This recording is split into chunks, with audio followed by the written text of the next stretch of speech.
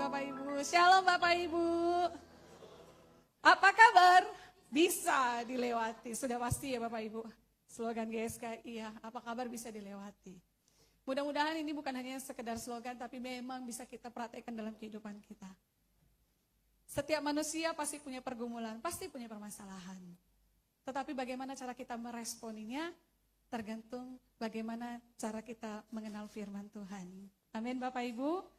Nah, hari ini, pada kesempatan ini, saya ingin mengajak Bapak Ibu semua belajar dari kalimat terakhir yang Tuhan Yesus sampaikan ketika Tuhan Yesus di kayu salib. Sebelum ia menghembuskan nafasnya yang terakhir. Kira-kira kalimatnya apa ya Bapak Ibu? Sudah selesai. Waduh, waktu saya dengar kata sudah selesai, saya penasaran. Sebenarnya sudah selesai apa yang sudah selesai? Kalau Tuhan Yesus katakan sudah selesai, bagaimana peranan kita selanjutnya? Apakah kalau sudah selesai artinya ya kita juga selesai? Gak usah belajar, gak usah bekerja, gak usah makan minum lagi. Cukup duduk, diam, berdoa. Menyembah Tuhan, bernyanyi. Apakah arti sudah selesai seperti itu? Nah, sudah selesai dalam bahasa Yunaninya itu katanya tetelestai. Tetelestai. Tetelestai ya, bukan tetelestai ya. Tetelestai. Kalimat sudah selesai atau tetelestai dalam bahasa Yunani memiliki persamaan kata yang cukup banyak. Jadi kalau untuk kita kupas semuanya hari ini memang gak akan selesai. Walaupun Tuhan Yesus bilang sudah selesai. Tapi ternyata kata selesai itu di dalam Alkitab memiliki persamaan yang hampir sama maknanya.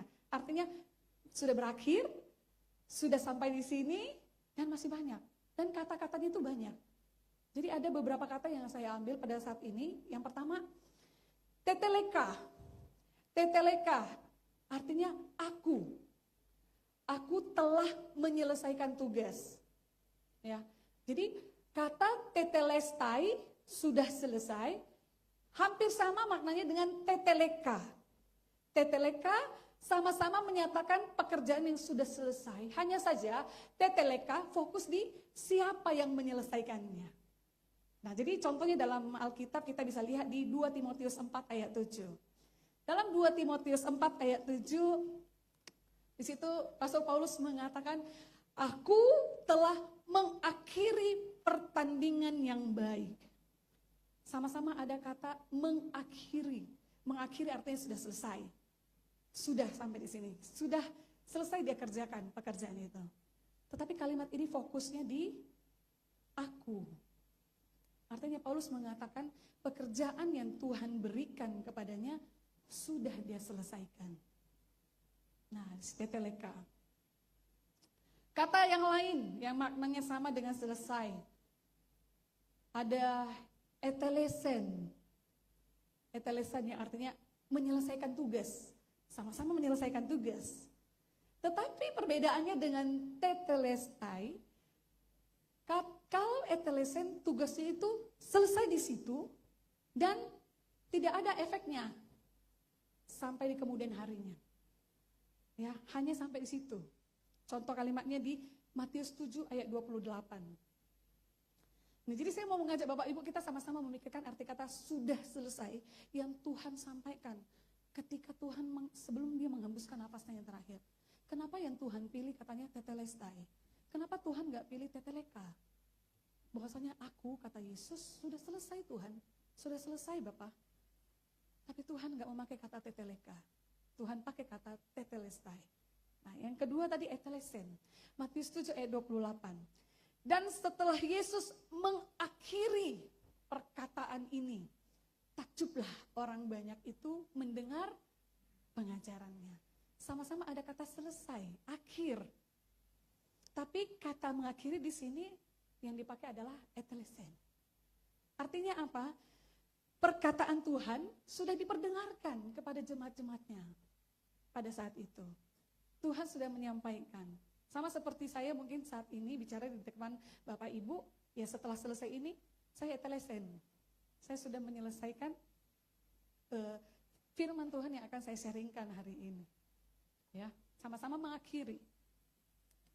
Yang ketiga ada plero, menggenapi.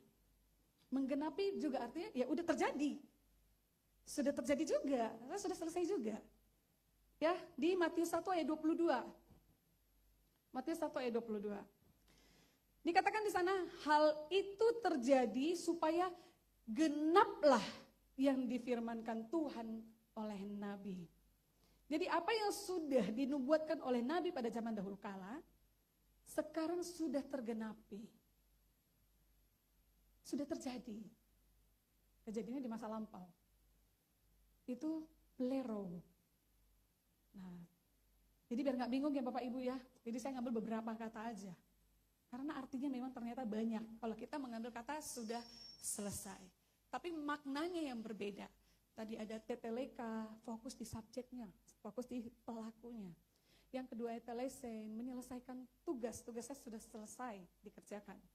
Plero, menggenapi bahwasanya nubuatan yang sudah pernah dinubuatkan itu sudah terjadi sekarang.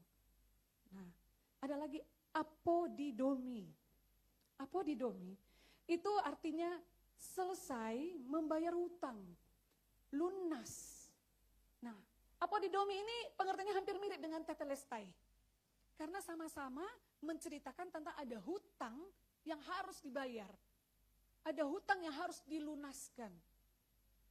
Nah, tapi bedanya kalau apodidomi itu menyatakan hutang yang memiliki nilai yang memang harus kita bayar. Ya, membayar lunas utang sampai angka terakhir. Membayar lunas sampai angka terakhir. Jadi kita membayar itu sesuai karena kewajiban kita harus membayar. Ya, contohnya membayar pajak. Itu apodidomi. Jadi kalau kita sudah membayar hutang kita, selesai lunas, contohnya hutang di warung ya Bapak Ibu ya, atau hutang di mana, sudah kita bayar lunas, itu apodidomi. Ada di Matius 5 ayat 26. Sesungguhnya engkau tidak akan keluar dari sana sebelum engkau membayar hutangmu sampai lunas. Ini berbicara ada kewajiban nominal yang harus kita selesaikan. Nah, saya ngambil 4 contoh kata yang hampir sama dengan tetelestai, Bapak Ibu, yang sudah selesai. Nah, dari keempat kata ini, sudah kita tahu tadi maknanya. Dan bagaimana dengan tetelestai? Sudah selesai, kata Tuhan Yesus. Jadi arti tetelestai, itu sama dengan ada hutang nyawa, darah, yang harus dibayarkan. Tuntas. Selesai saat itu juga dan efeknya sampai saat ini dan sampai selama-lamanya. Kalau yang tadi kata-kata itu berakhir sampai di sana saja Bapak Ibu. Tapi untuk tetelestai, selesainya itu sampai selama-lamanya. Karena selesai tetelestai itu adalah selesai yang sempurna. Tidak bisa ditambah-tambahi, tidak bisa dikurang-kurangi, memang begitu adanya, sudah sempurna.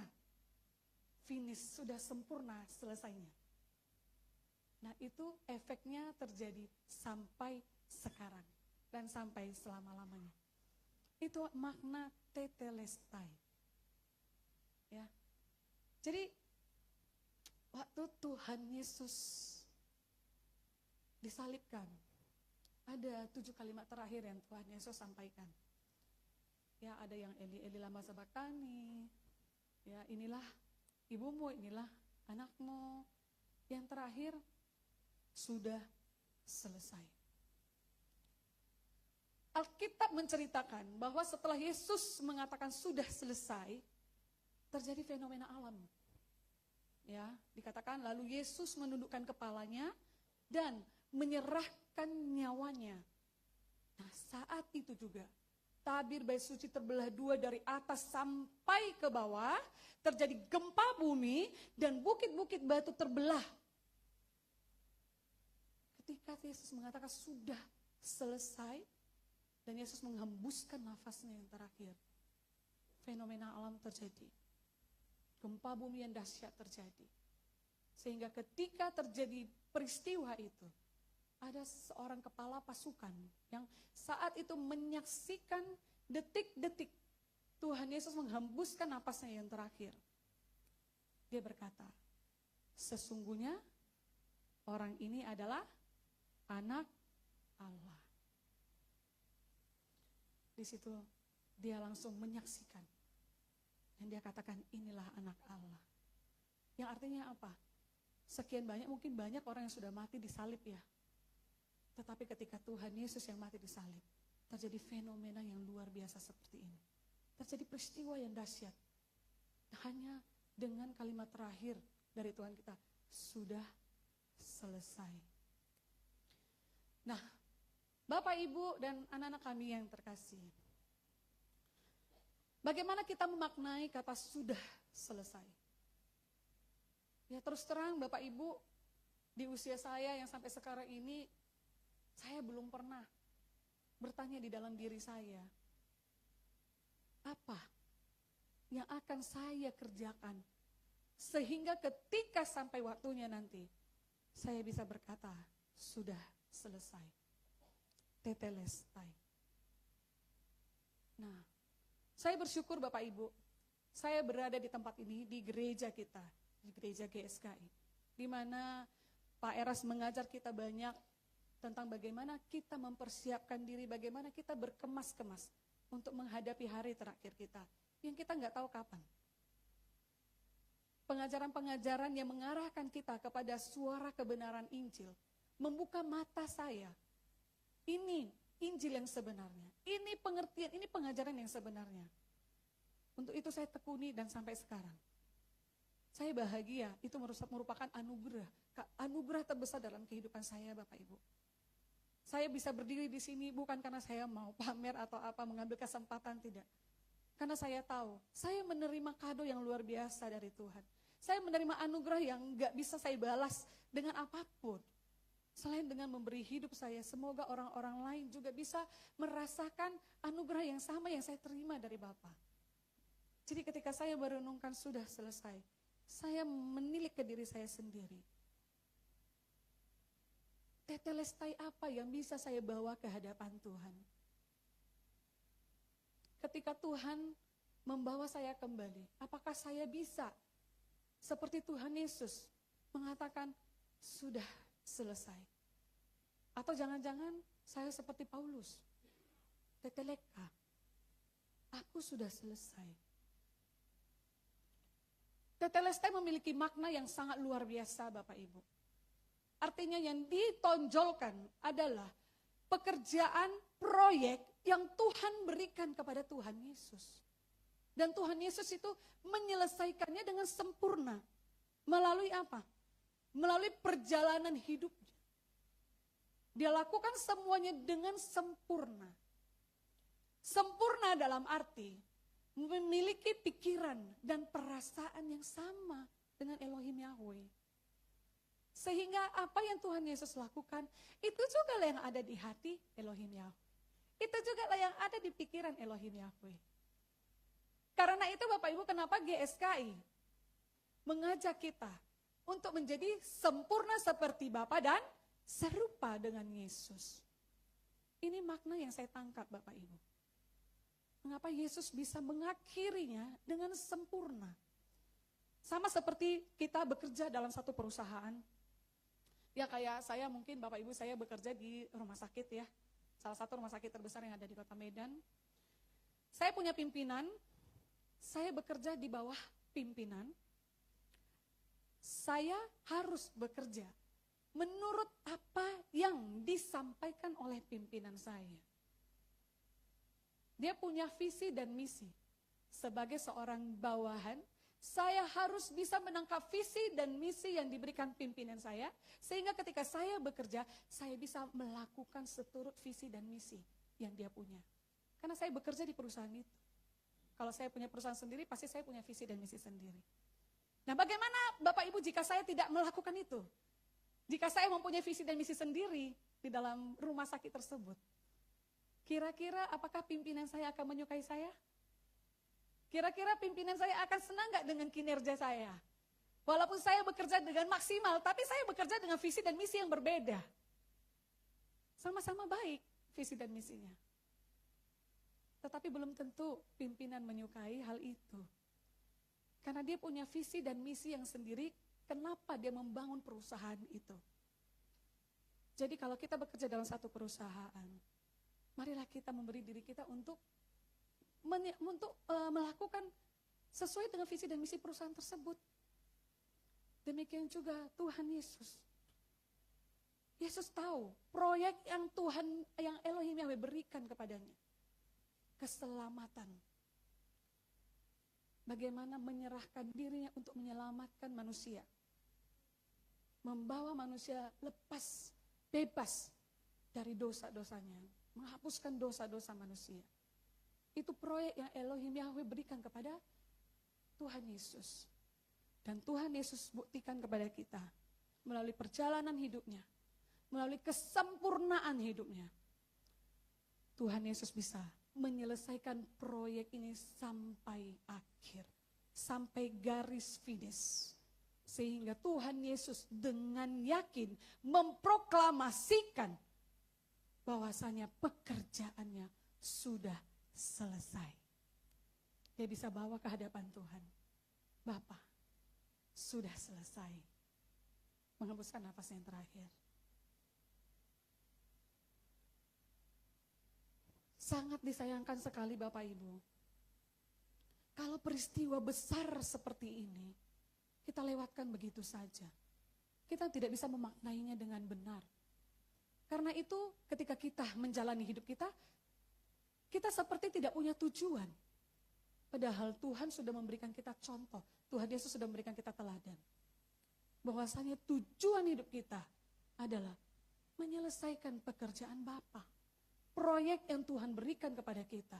Mari kita selesaikan dengan tanggung jawab. Sehingga pada akhirnya kita bisa bawa pujian ini kepada Tuhan. Sampai rumah Bapa nanti ku menghadap Rajaku. Ku sampaikan telah usai tugas kita. Ku cium kakimu Tuhan yang berlubang paku. Ku bisa hamba mencintai. Pernah gak kita renungkan Bapak Ibu? Tetelestai kita. Kapan saatnya saya bisa mengatakan kepada Tuhan, sudah selesai Tuhan. Dua kata. Tapi maknanya sangat dalam. Dan dua kata ini yang beberapa waktu belakang ini yang saya renungkan. Tapi sangat miris Bapak Ibu, ada mendengar berita bahwasanya di antara kita, ya, apalagi dia pejabat GSKI, tapi dia belum mengerti makna sudah selesai. Dia mengatakan sudah selesai, sudah. Sebaiknya sebenarnya kita nggak usah sekolah lagi. Waduh, nggak usah bekerja mungkin. Jadi mau makan pakai apa? Kalau nggak bekerja, kalau tak harus bekerja, ya harus pintar. Kalau pintar ya harus sekolah. Jadi makna sudah selesai kalau dia bilang kita udah selesai. Hidup ini udah selesai, nggak usah sekolah lagi. Nggak usah ngapa-ngapain lagi, duduk diam di bawah kaki Tuhan. Saya rasa, maaf Bapak Ibu, Tuhan kita nggak kurang kerjaan menciptakan kita lahir ke dunia ini. Hanya untuk duduk datang dan menyembah Tuhan sepanjang masa. Makna sudah selesai yang ada di sini.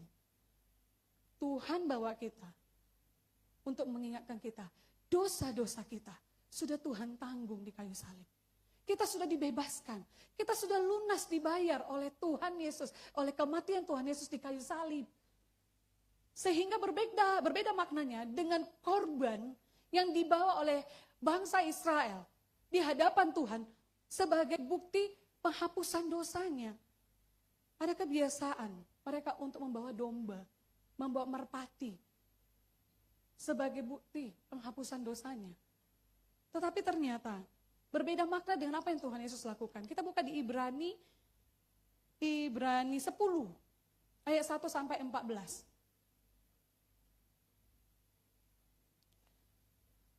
Peristiwa-peristiwa yang terjadi setelah Yesus mengatakan sudah selesai atau tetelestai itu bukan hanya sekedar selesai saat itu juga. Karena maknanya sampai sekarang. Peristiwanya, kejadiannya selesai di situ, tapi maknanya sampai sekarang. Belum selesai maknanya, karena kita masih menikmati pengorbanan Tuhan. Menikmati karya penebusan Tuhan buat kita. Makanya kita sekarang bisa menjadi orang yang merdeka. Orang yang bebas dari dosa. Hanya saja bagaimana kita meresponi karya penebusan Tuhan di kayu salib buat kita. Ya. Tetapi tetelestai menandakan bahwa suatu perjanjian atau hutang yang sudah lunas dengan sempurna dan tidak akan bisa ditambahi atau dikurangi. Sudah selesai secara tuntas. Sama seperti dengan mengatakan seruan kemenangan, proklamasi kemerdekaan. Itulah sudah selesai tetelestai. Artinya pekerjaan keselamatan itu yang selesai, pekerjaannya yang sudah selesai, proyeknya yang Tuhan berikan itu sudah selesai. Namun hasilnya berlaku untuk kita selamanya dan tetap untuk selama-lamanya. Ya, jadi bukan fokus pada aku sudah selesai kata Tuhan Yesus, bukan. Tapi Tuhan Yesus mengatakan sudah selesai. Yang menyatakan proyek Tuhan sudah selesai. Nah, proyek keselamatan yang Tuhan Yesus kerjakan diselesaikannya dengan sempurna melalui perjalanan hidup Yesus. Yang mempersiapkan dirinya dengan sempurna sehingga Yesus layak menjadi korban penghampusan dosa. Itulah yang ada dalam Ibrani 10 ayat 1 sampai 14. Kita baca bergantian ya Bapak Ibu. Yang pria baca yang ganjil, yang wanita baca yang genap. Ya, sama-sama kita baca ya. Sebentar ya. Ibrani 10 ayat 1 sampai 14. Persembahan yang sempurna. 2, ya.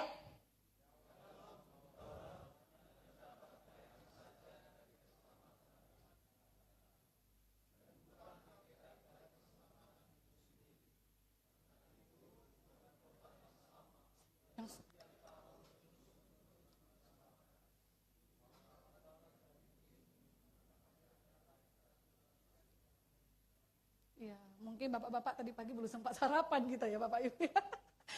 Tapi saya yakin ibu-ibu bisa lebih semangat ya. Ya kita baca ibu-ibu 2 ya.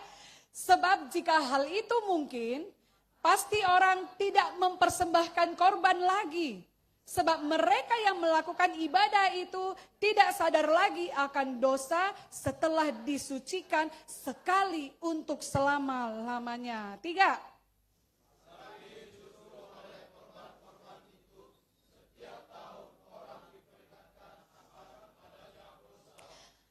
Sebab tidak mungkin darah lembu jantan atau darah domba jantan menghapuskan dosa.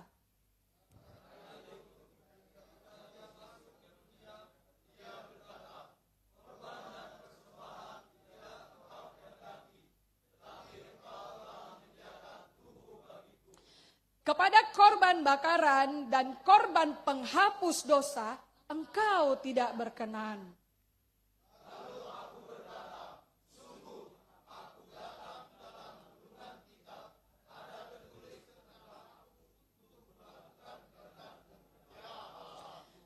Di atas ia berkata, korban dan persembahan, korban bakaran dan korban penghapus dosa tidak engkau kehendaki dan engkau tidak berkenan kepadanya. Meskipun dipersembahkan menurut hukum Taurat.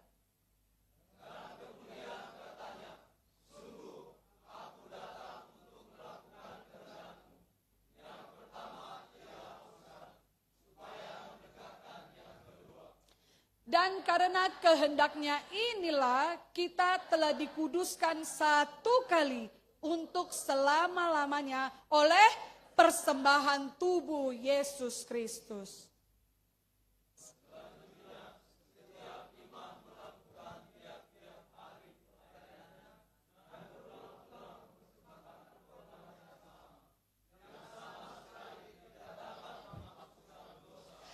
Tetapi ia setelah mempersembahkan hanya satu korban saja karena dosa, ia duduk untuk selama-lamanya di sebelah kanan Allah.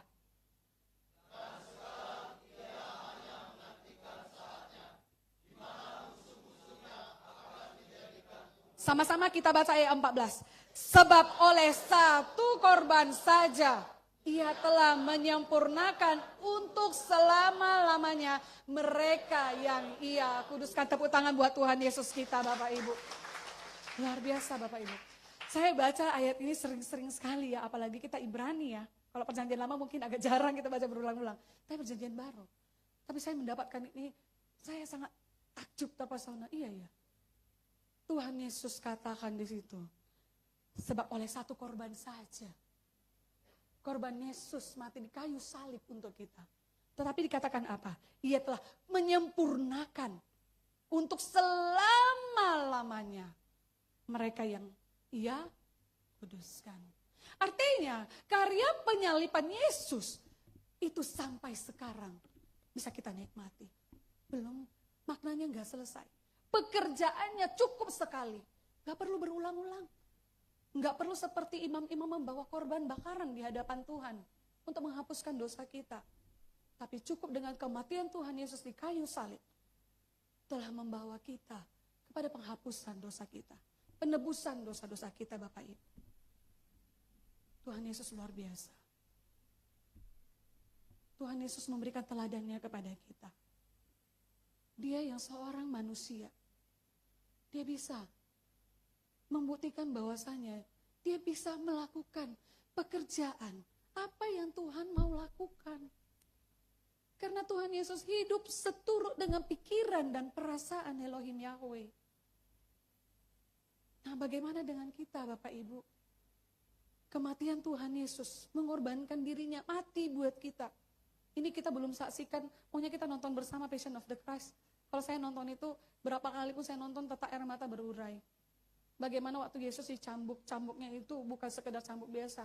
Tapi cambuknya itu ada kayak tajam yang mengoyakkan dagingnya seperti itu. Saya bayangkan Tuhan, untuk saya Tuhan mau melakukan itu. Dan sampai sekarang, apa yang sudah kita perbuat? Yesus mengorbankan dirinya supaya kita bisa selamat. Supaya dosa-dosa kita bisa dihapuskan. Tapi kembali kepada kita, bagaimana cara kita meresponi karya penyelamatan yang Tuhan berikan kepada kita. Efeknya adalah sampai sekarang dikatakan menyempurnakan untuk selama-lamanya mereka yang Ia kuduskan. Yang disempurnakan siapa? Yang Ia kuduskan. Siapa yang Ia kuduskan, Bapak Ibu? Apakah kita bagian daripada itu? Apakah kita sudah layak dikatakan dikuduskan oleh Allah? Tadi waktu kita nyanyi praise yang pertama ya, memang agak baru ya lagunya ya. Lagu praise yang pertama apa ya? Miss Epi? Gimana? Tapi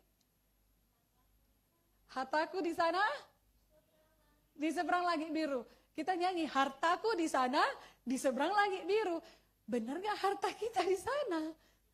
Nanti harta orang lain, tapi kita klaim harta kita. Apa yang sudah kita buat? Sudahkah kita menabung harta kita di sana? Saya rasa pengajaran yang diberikan di gereja GSKI cukup keras ya Bapak Ibu. Gak pernah kita dikasihkan makanan bubur, apalagi disaring. Udah bubur disaring pula, itu ditambah air lagi sampai encer kali. Kita enggak, makanan kita sini makanan keras. Dan Bapak Gembala kita selalu mengingatkan kita bagaimana kita harus berjuang untuk kekudusan kita. Kenapa? Karena firman Tuhan berkata, Ia menyempurnakan orang-orang yang Ia kuduskan. Apa yang sudah kita kerjakan? Bagaimana dengan tetelestai kita? Ketika Yesus berkata tetelestai, itu karena Yesus menunjukkan bahwa Ia hidup sesuai dengan kehendak Bapa tanpa meleset. Kita juga bisa. Karena Yesus menunjukkan Yesus bisa. Tapi kenapa kita sering gagal ya Bapak Ibu? Kenapa kita sering gagal? Memang kita di sini pasti kalau dengar khotbah pasti kita mau mengatakan, saya komitmen Tuhan. Saya mau berjuang Tuhan. Bantu saya Tuhan. Tuntun saya Tuhan. Jangan tinggalkan saya. Saya nggak bisa sendiri. Mungkin itu doa kita setiap hari. Tapi kenapa kita masih tetap gagal? Nah, saya renungkan Bapak Ibu. Saya renungkan. Kenapa ya saya tetap masih bisa gagal? Salah satu hal yang membuat saya lah, kalau kita mungkin Bapak Ibu tidak. Saya. Karena kadang Fokus saya bukan untuk diri saya. Karya penyempurnaan kekudusan diri bukan saya tilik ke diri saya. Tapi yang saya lihat orang lain. Belum kudusnya dia. Alah, dia pun masih menggosipnya dia. Jadi yang kita lihat orang lain. Sehingga tanpa kita sadari itu menjadi toksik buat diri kita sendiri. Sehingga kita tidak fokus lagi melihat perjuangan kita untuk kekudusan. Apalagi kalau kita yang tinggal bersama-sama. Jadi kalau anak asrama, kalau udah lihat saya berdiri di sini, pasti sudah siap batin. Pasti disenggol lagi. Iya kan? Peraturan di asrama hanya berlaku untuk orang-orang tertentu. Padahal peraturan sama untuk semua anak. Cuman anak-anak ini tidak melihat ke dirinya. Aku harus menjadi pribadi yang mematuhi aturan. Tapi yang dilihat, temanku bisa melanggar aturan. Sampai ada bahasa ABM. Tahu nggak Bapak Ibu? Ada istilah ABM. Anak buah mam. Jadi kalau anak buah mam katanya tidak dihukum kalau berbuat salah. Nanti tolong melapor ya yang memberi gelar ABM. Atau ada yang mengaku ABM di sini? Ada yang merasa dirinya anak buah mam di sini? Kalau ditanya nggak ada. Tapi ada istilah itu, anak buah mam. Saya terkejut mendengarnya. Hebat sekali saya. Lebih hebat dari Pak Ketua. Pak Ketua nggak ada anak buahnya. Saya ada, Pak. Itu kenapa seperti itu? Kenapa kita tidak melihat diri kita? Bagaimana kita memperjuangkan diri kita untuk mencapai kekudusan? Ada peraturan. Semua peraturan dari A sampai Z itu sama berlaku untuk semua anak asrama. Tapi kenapa? Dia melihat orang lain. Bisa kok dia main game. Aku juga lah. Akhirnya apa? Sama-sama terjerumus. Begitu juga dengan kita. Kenapa kita seringkali gagal untuk mencapai perjuangan kita, mencapai kekudusan kita? Karena tanpa kita sadari, kita nggak melihat diri kita. Kita melihat orang di sekitar kita. Apa yang dia buat? Dia bisa. Aku juga bisa. Tapi kenapa dia tidak memberi dirinya menjadi trendsetter? Trendsetter. Aku harus menjaga kekudusan biar orang melihatku. Ya pasti kita berbeda dari yang lain. Kalau namanya berbeda dari yang lain, kita siap untuk dikucilkan, kita siap untuk dibully. Tapi demi memperjuangkan kebenaran, kita siap. Karena apa? Hasilnya nanti akan kita pertanggungjawabkan ketika kita sudah bertemu dengan Hakim Agung kita, Tuhan Yesus. Sehingga dengan yakin kita bisa berkata kepada Tuhan, tetelestai. Proyek yang Tuhan beri kepada aku Tuhan, sudah aku selesaikan. Tuhan Yesus nggak melihat orang lain. Tuhan Yesus nggak melihat ahli Taurat. Tuhan Yesus nggak melihat orang Farisi dan orang Saduki. Tapi Tuhan Yesus berjalan di atas jalan kebenaran yang dia tahu dan dia yakini. Ini kebenaran yang Elohim Yahweh mau. Dan dia tidak melihat orang di sekitarnya. Dia tidak melihat budaya apa yang sedang terjadi sekarang. Tapi dia tetap fokus kepada pikiran dan perasaannya Allah Bapa. Apakah kita siap seperti itu Bapak Ibu? Kalau kita tidak siap, maka jangan berharap kita akan mencapai rumahku di seberang Yerusalem. Langit biru. Kalau di seberang langit biru berarti bukan di langit biru ya, Miss? Berarti di seberangnya lagi. Di langit baru dan bumi yang baru. Apakah kita layak mengklaim ada rumah saya di langit baru dan bumi yang baru? Kita berani bernyanyi, rumahku di sana, di bumi yang baru, di langit yang baru. Tapi sudahkah kita perjuangkan itu? Sudahkah kita menabung di sana? Pernah nggak kita renungkan Bapak Ibu?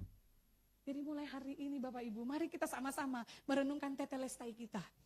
Kemudian ada pertanyaan, apa tetelestai kita? Apakah sama dengan Tuhan Yesus menghapus dosa? Enggak, karya penghapusan dosa sudah selesai di tangan Tuhan Yesus.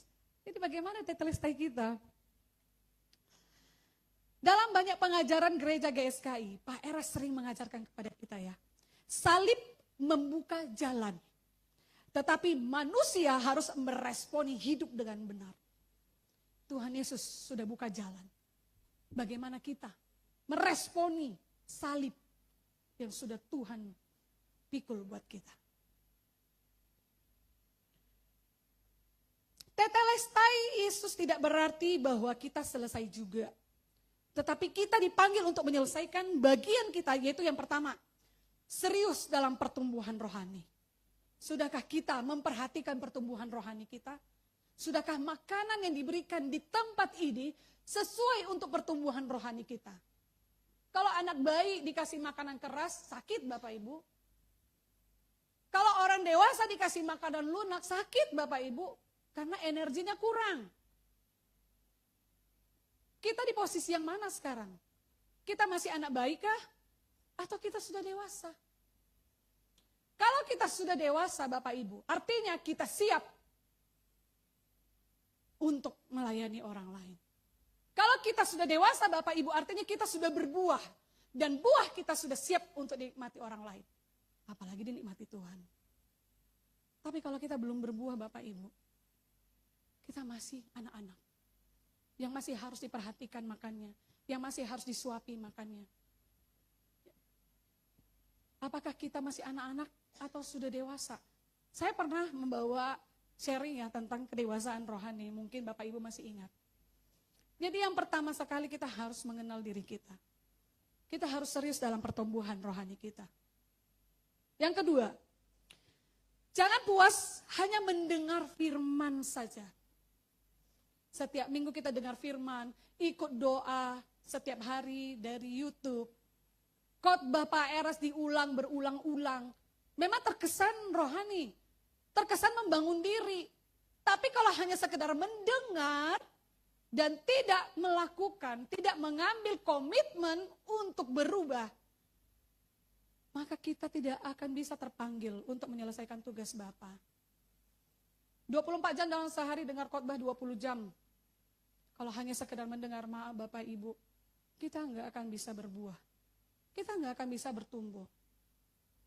Tapi mari firman yang kita dengar, jangan cuma hanya didengar. Kita lakukan, kita usahakan, kan komitmen. Berhubungan juga dengan neuroplastisitas Bapak Ibu, komitmen. Kalau kita lakukan berulang-ulang secara terus-menerus dan konsisten, maka kita bisa berubah. Ya, ini sekarang sedang dalam penelitian, Bapak Ibu nanti kalau hasil penelitian saya sudah selesai, mungkin ada waktu tertentu saya akan sampaikan hasil penelitiannya mengenai neuroplastisitas. Bagaimana neuroplastisitas bisa menjadi sarana buat kita untuk berubah. Dan Tuhan sudah memperlengkapi itu dalam diri kita, dalam otak kita. Jadi tidak ada alasan bagi kita untuk mengatakan tidak bisa berubah. Hanya saja sekarang mau atau tidak. Ya, setiap minggu kita udah berapa tahun ya menjadi jemaat GSKI dengan makanan-makanan keras yang disampaikan, khotbah-khotbah yang cukup berat. Tapi kalau hanya sekedar mendengar dan tidak komitmen untuk berubah, maka semua akan sia-sia Bapak Ibu. Jangan buang waktu kita datang ke tempat ini hanya untuk mendengar saja. Itu sama dengan melakukan perbuatan yang sia-sia. Tapi karena itu mari kita saling bahu-membahu, saling bergandengan tangan. Saya tahu gak gampang Bapak Ibu, karena saya juga masih di situ. Saya juga masih proses Bapak Ibu, masih jatuh bangun. Tetapi yang saya tahu, ketika saya punya teman untuk bergandengan tangan dengan saya gak akan gampang jatuh. Sekalipun jatuh, Tuhan berkata tidak akan jatuh sampai tergeletak. Tapi kita punya teman komunitas, punya Waski, Paski, Maisi, yang sekarang nanti akan ada tunas remaja. Kita akan saling bergandengan tangan. Kita nggak akan berjalan sendiri. Tuhan baik buat kita, Tuhan perlengkapi kita semuanya Bapak Ibu. Sudah mati buat kita. Bahkan Tuhan kasih kita fasilitas untuk bisa kita memperjuangkan diri kita. Yang mungkin kalau kita di posisi Tuhan Yesus berjalan sendiri Bapak Ibu. Dia memiliki pengajaran, dia memiliki visi dan misi yang berbeda dengan kebanyakan ahli-ahli Taurat pada kala itu. Tapi Tuhan Yesus mampu melakukan itu. Tuhan kasih kita berjalan bersama. Kita pasti bisa. Semangat ya Bapak Ibu. Kita beri tepuk tangan dulu yuk buat Tuhan kita. Tuhan kita baik ya. Yang ketiga, kejar kekudusan. Ini yang selalu disampaikan oleh Bapak Eras sama kita. Mengenai kesucian hidup, kekudusan. Karena benar Bapak Ibu, tanpa kekudusan kita tidak akan capai kesempurnaan itu. Karena itu mari kita kejar kekudusan kita, mari kita kejar kesucian kita. Karena itu pilar GSKI itu salah satunya adalah kesucian hidup. Ya karena itulah sesuai dengan firman Tuhan. Itu sarana, itu transportasi yang bisa membawa kita mencapai kesempurnaan kita Bapak Ibu. Jadi kalau bisa setiap pagi kita tulis besar-besar di kamar kita, kesucian hidup.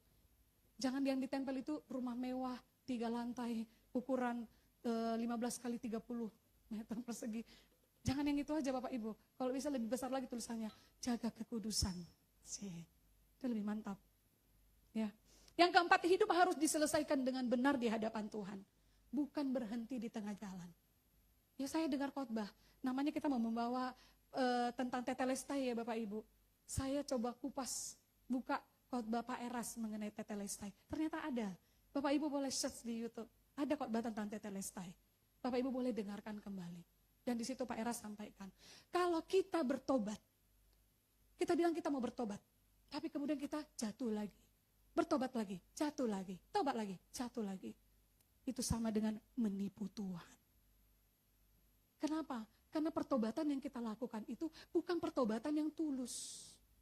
Kalau kita benar-benar tulus mau berubah, ketika kita jatuh, hati kita akan terusik, kita akan merasa bersalah yang dalam. Sehingga ketika kita merasakan perasaan itu, kita akan datang ke hadapan Tuhan dan kita minta ampun. Tetapi beda dengan orang yang katanya bertobat, ya, tetapi besok jatuh lagi ke dosa yang sama, sudahlah, minta ampun lagi. Habis itu lakukan lagi dengan kesadaran penuh. Melakukan kesalahan yang sama. Dengan kesadaran penuh, dia tahu itu salah tapi dia kerjakan. Itu sama dengan menipu Tuhan. Apa yang sudah kita lakukan? Kita sendiri yang tahu Bapak Ibu. Dan khotbah ini saya dapatkan dan itu sangat menyentuh hati saya. Karena saya tahu saya juga masih jatuh bangun Bapak Ibu. Apalagi punya tugas-tugas dan tanggung jawab. Waduh, kadang bisa kebablasan. Karena itu saya selalu mengajak, ayo setiap malam kita evaluasi diri kita. Anak-anak, ayo kita evaluasi diri kita setiap hari. Kalau memang kita masih melakukan kesalahan, minta ampun yang tulus di hadapan Tuhan.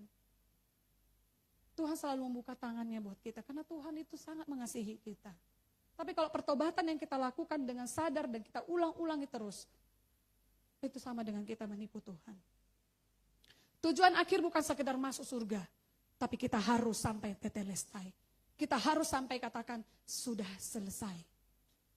Proyek yang Tuhan berikan ke kita, sudah bisa kita selesaikan dengan sempurna.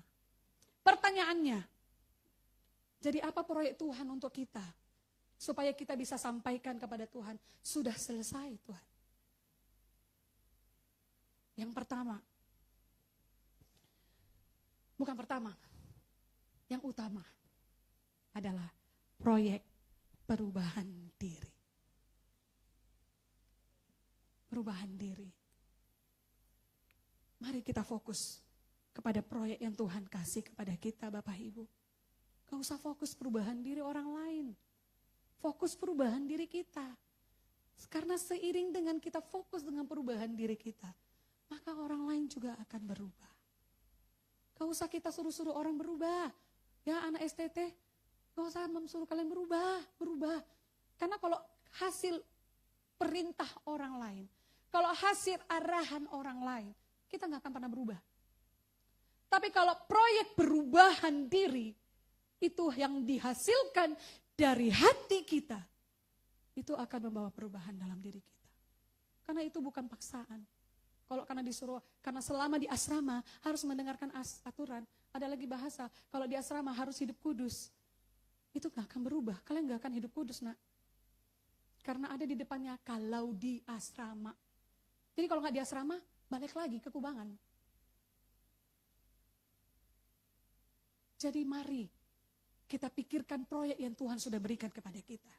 Kalau Tuhan Yesus proyeknya adalah proyek penghapusan dosa, maka kita adalah proyek perubahan diri. Amin Bapak Ibu. Kita renungkan sama-sama. Malam hari ini, gak usah malam hari ini, sekarang juga kita renungkan. Tuhan sudah enggak aku terima proyek Tuhan. Ya, jangan-jangan kita cuma pasang tender. Tapi udah dikasih tendernya kita tolak. Kenapa? Sulit. Padahal proyek ini kalau kita selesaikan, nilainya luar biasa. Tak ternilai harganya. Siapkah kita menerima proyek perubahan diri? Sampai kita mencapai tetelestai kita. Bagaimana cara kita menjalani proyek perubahan diri kita?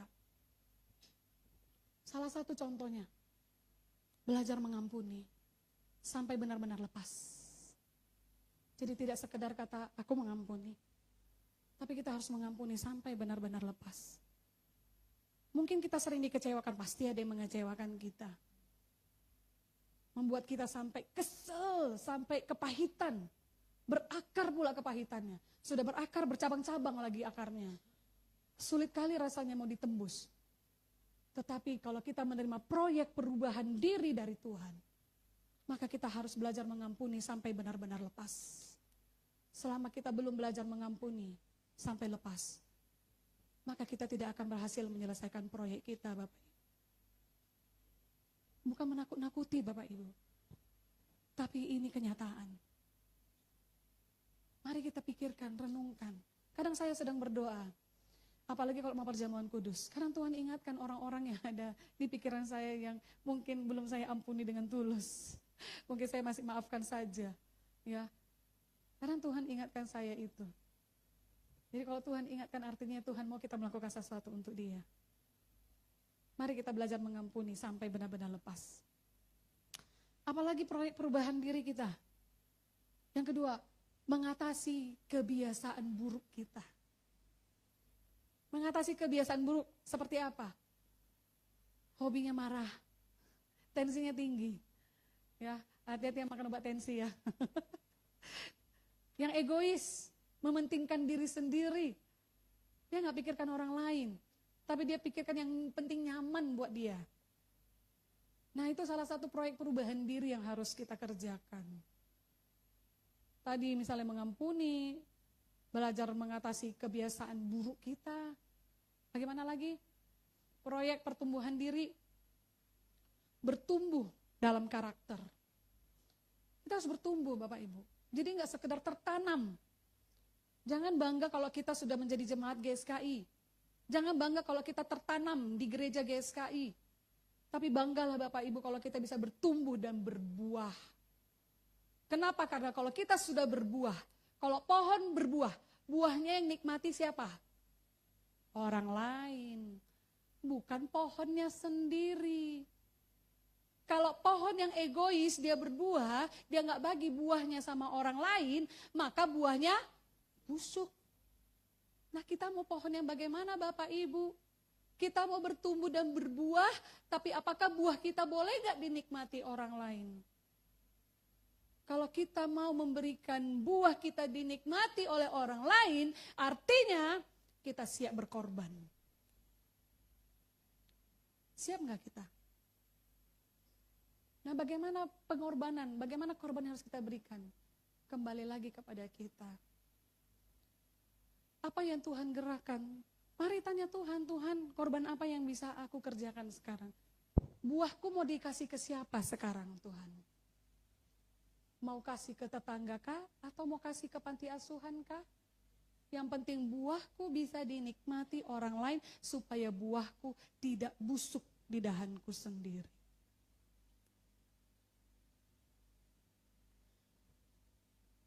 Yang terakhir, proyek perubahan diri. Contoh yang lain. Disampaikan sih tadi. Bertumbuh, berbuah yang bisa dinikmati Tuhan dan sesama. Iya Bapak Ibu, amin Bapak Ibu. Itu contoh-contoh proyek perubahan diri. Tapi kembali lagi kepada kita masing-masing. Karena proyek kita berbeda-beda Bapak Ibu. Proyek yang Tuhan berikan kepada kita berbeda-beda. Kalau saat ini gereja kita dikasih anugerah kepada Tuhan untuk membina sebuah STT, mari kita bersama-sama Bapak Ibu. Kita bersama-sama bergandengan tangan menyelesaikan misi Tuhan. Ada proyek di depan kita. Kita mau nggak ambil bagian? Proyek ini tidak berbicara semata-mata tentang uang Bapak Ibu. Tapi kita bisa bicara mengenai tenaga, waktu, terus ide-ide, atau ketika ada anak-anak yang sedang susah. Mau nggak kita dampingin, kita kuatkan. Atau kayak kemarin saya bangga ya Bapak Ibu, tahun baru kita barengan dengan anak-anak. Ya, ketika mereka nggak bisa pulang ke rumah keluarganya, tapi kita datang memberi semangat dan bertahun baru kepada mereka karena kita adalah keluarganya di sini. Terima kasih buat kita semua. Tepuk tangan dulu yuk Bapak Ibu buat kita semua. Ya, mudah-mudahan kita semua bisa menjadi bagian proyek Tuhan Sehingga kita bisa berkata, tetelestai. Saya bisa menyelesaikan. Bukan saya yang teteleka ya. Sudah selesai proyek yang Tuhan berikan kepada saya. Saya sudah berhasil Tuhan. Berhasil untuk berperang dengan diri saya sendiri. Kalau yang dulu saya keras kepala, sekarang sudah saya mau dengar-dengaran. Kalau yang dulu saya suka tersinggung kalau dinasehati, sekarang justru saya minta dinasehati banyak-banyak. Karena saya tahu nasihat yang diberikan kepada saya, itu berguna untuk saya. Ya, karena kita mau fokus untuk perubahan diri kita. Amin, Tuhan Yesus memberkati. Ya Bapak Ibu, tetelestai versi kita adalah hidup yang tidak berhenti di tengah. Ya, artinya tidak sekedar hangat-hangat tai ayam, sekarang saya mau bertobat Tuhan. Tapi ketika mengalami pergumulan, ketika mengalami proses di tengah jalan berhenti. Tuhan, aku merasa Tuhan tidak ada. Kenapa? Karena dalam pergumulanku aku tidak merasa Tuhan mendekatiku. Aku merasa Tuhan tidak bantu aku. Tuhan tidak mau kita seperti itu. Tapi Tuhan mau kita tetap percaya, setia, berdiri teguh, berjalan bersama dengan Tuhan. Sampai kepada garis akhir kita. Amin. Ya, kita bawa pujian, kita katakan ku rindu seperti Yesus. Amin Bapak Ibu, saya tahu. Ayo kita semua boleh bangkit berdiri.